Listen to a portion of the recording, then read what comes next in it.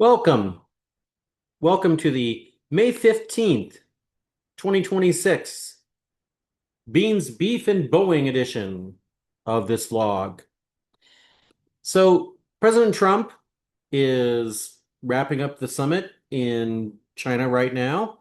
And so far, of the goal of getting agreements on helping beans, soybeans, to be clear, the soybeans that we used to grow on our farm, and beef largely grown in Iowa and other places, other farmers that are MAGA voters.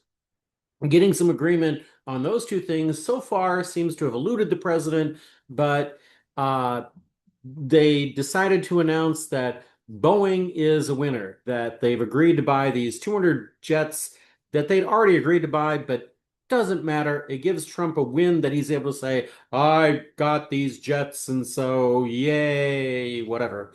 And yeah, and for the record, if you're a farmer in Iowa so far, there's no help for you, but he can just like get the Republicans to give you a bigger check. You'll be okay.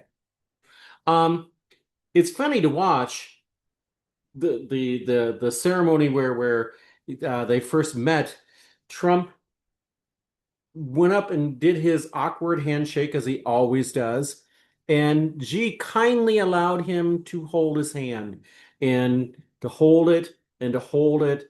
You can go to the video on this. Yeah, I don't know how long it lasted, but it seemed like it was never going to end. And Xi was like, no problem. And the reason he was willing to say no problem is that China doesn't view America as an adversary much anymore because we're the nation in decline in China's eyes. So they're just the way Trump has been so as this thing says, as this headline from the New York Times says, President Trump's volatile second term has shattered the image of America. So, you know, I want to thank you, President Trump, because you are an accelerant. Just like COVID was an accelerant.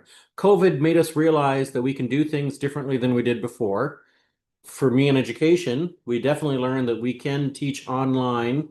It won't be as good, but we can do it. And you've taught the world that they shouldn't be dependent on America. That if you really want to make your country great, you need to be more reliant on China than you should be on America. So good job, Mr. President.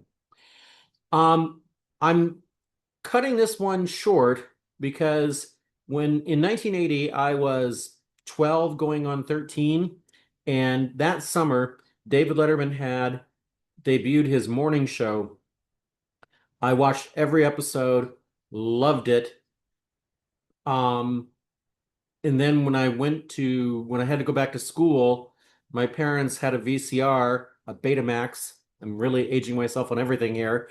And I'd record the show so I could watch it later. I was a David Letterman fan, and that show got canceled. And then he moved on to late night. And from being child number five, mom and dad weren't awake to tell me to go to bed, and so I stayed up and watched Letterman from 11:30 to 12:30 Iowa time every night. Um, yeah, I am a huge David Letterman fan. And last night he was on Stephen Colbert, and it's just classic Dave. It's just the absolute best. It's Dave being Dave, and I I am so I'm cutting this short because I'm going to put it in the show notes, comments below, the links to watching Dave on Stephen Colbert. Do yourself a favor, spend your time watching him instead of watching me. I'll be back tomorrow, hopefully, maybe. I think so. Bye.